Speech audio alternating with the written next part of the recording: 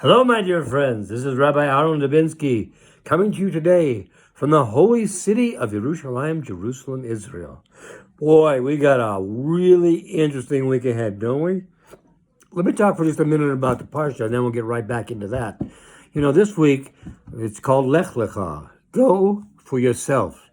And that is exactly what Hashem intended for Avraham Avinu to do, to go for his best interest, to go for the good. Now, they didn't have internet back then, and we are not really told where he came from. We're told where he was going to, and that was Canaan, which became later day Israel. But we have no idea where he came from. Could be where he came from was a great place, a great city, a great nightlife, great schools, great everything. You never know. You don't know. You have no idea. What do you have? He had emunah.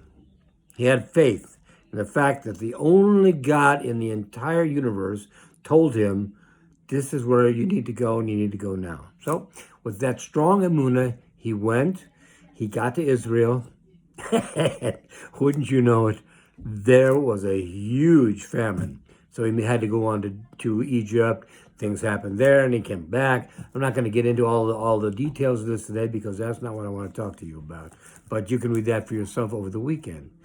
He was also told, this is going to come up at the end here, he was also told by Hashem he was going to have children. Because he said, who's going to inherit me? You know, Eliezer, my servant? He said, no. You will be inherited by your own children, by your own son. And Abraham looked at her and goes, ha. I know astrology. For all those of you who know astrology, it does give you a glimpse into things, but it's not the final word. The final word is your efforts, what you do. So he said, I know astrology, and I read in the stars, I'm not going to have any children. And it was at this point that Hashem told him, you are among the first. You are the first Jew. You are the first of the Jewish people. Your children will not be subject to the zodiac. They will be above it. Keep that in mind if anybody ever tells you that you have a bad zodiac sign or anything else. If you're Jewish, it doesn't matter for you. But more importantly, at this point, he was told, those who bless you will be blessed, and those who curse you will be cursed. And I want to come back to this at the end, and I'll tell you why. Because we got a great week coming up. You have a very, very extremely important election coming up in America.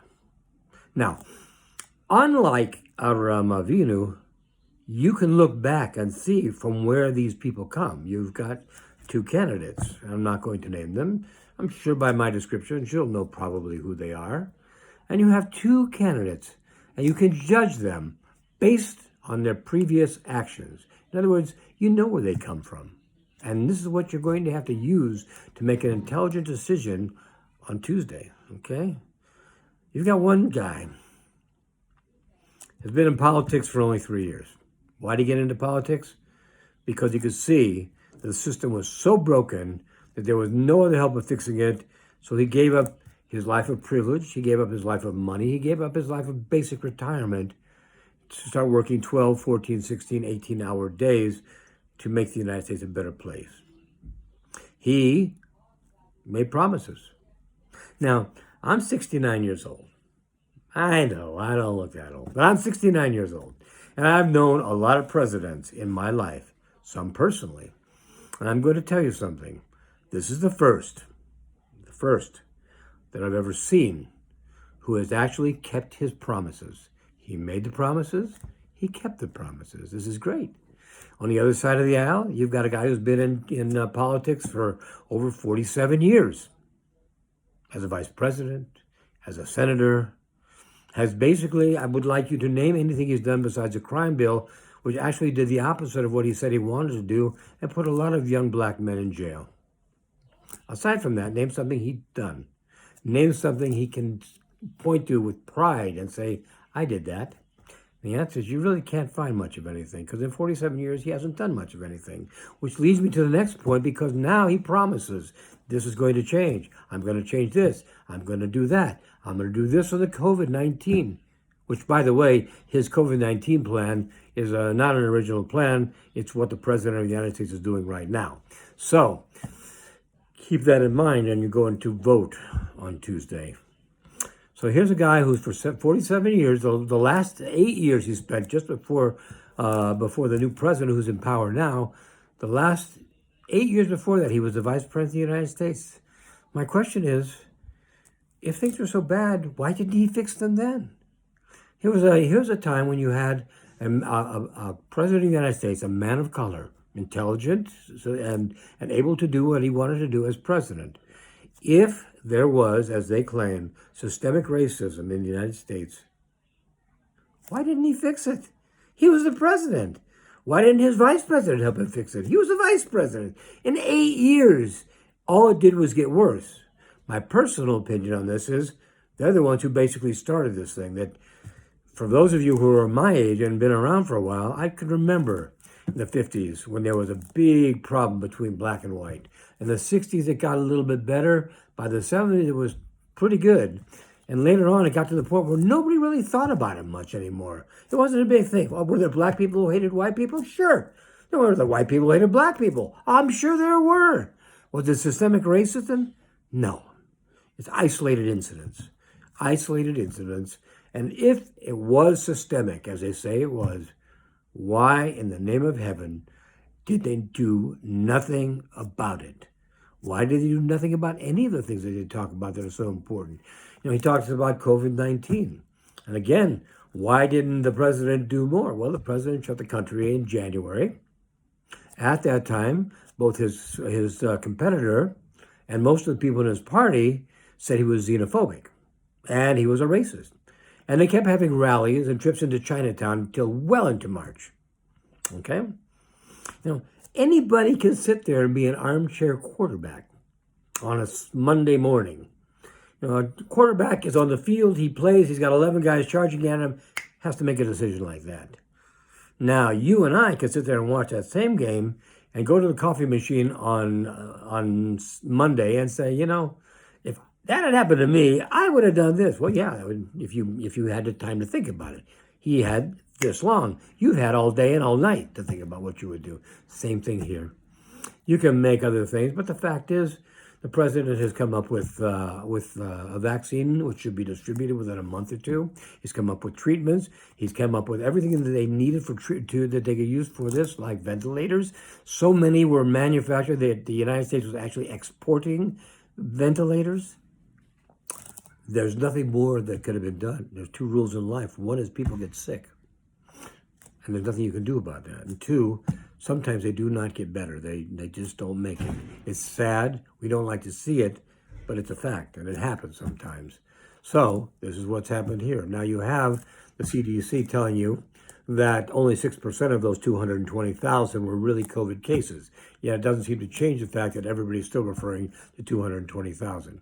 So now we got these two characters up against each other running for president of the United States. You got one who's in a big conflict right now. Apparently his son has been doing business with China, who's not really friendly to the United States. And the people in China have been unsavory people, wealthy people, spy people. And this has been proven by a hard drive. This has been proven by corroborating evidence by one of his partners and corroborating evidence by another partner. There's really not much doubt in this. The only doubt that they have is, was the candidate himself involved in this? My thoughts are, yeah, he was, because he's referred to, and one of the people who's corroborating the evidence said he had extensive conversations with him in which he knows he was the guy who was running this show. So these are your two guys. This is what you have to decide. You have to decide which one of them is going to be best for the United States of America, because I'm going to tell you, the United States is a very, very unusual place in the way it is run, in the way it is done.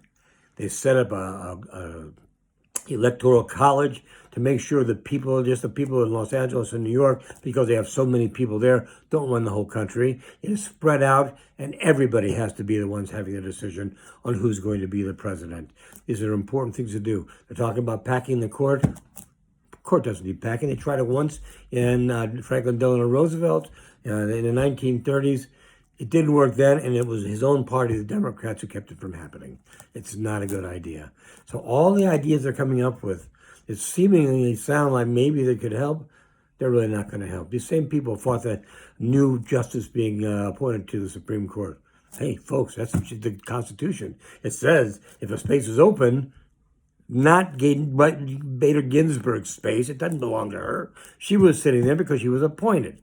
That space is open, it needs to be filled, and that's exactly what they did. There was nothing wrong with it. All the crying in the world doesn't do it. We see from past elections, these people are very poor losers. And I fear for what may happen no matter how the election comes out. But be very, very careful. And remember, the President of the United States is the one who did what everybody promised to do but never did. He recognized the capital of Israel in Jerusalem, where it is and where we've always said it was since the very beginning. He's recognized Israel's power over the Golan Heights. He's also has worked out the fact that we can now, we can start taking in some of our settlements, which are not settlements. They're our land. They would never belong to anybody besides us. And before us, Jordan, who doesn't want to have anything to do with them. This is the way things are. These are the facts. These are not spin things. These are facts. This is the way things are. And you have to make your decisions based on how things are, not how you wish they are. Same president went out and made friends of 3 of Israel's enemies and had now brought them into a peace treaty. What a novel idea. You don't have to make friends and make peace through people who are belligerent and will not accept any peace treaties. Do it a different way, and that's what he's done. It's a sterling example of how you think outside the box and you can get things done that need to be done properly. So you ask yourself, which is the best one? Which one is the one who blesses Israel? And which one is the one who curses Israel? The one who curses Israel was the one who in the 11th hour of the United States in the in the United Nations took away U.S. support for Israel, her longtime friend and ally. That's who cursed Israel. Now you know who loves Israel, who curses Israel, who'll be blessed, who'll be cursed. But it still takes you. You still have to make the vote. You still have to take the time. You still have to talk to your friends. You need to get people to do this because it's important. He's the only thing besides Mashiach Tzidkenu and God standing between the decimation of this planet. Because nobody in Europe or anywhere else in the free world is strong enough. Only he is. So think about it, my friends. Make the right choice. God bless you. You have a great Shabbos. And on Tuesday, when you go to vote, make sure that you vote for the one who's going to be helpful to the Jews, to Israel, to the United States, and to the world. God bless you. Love you all. Bye-bye.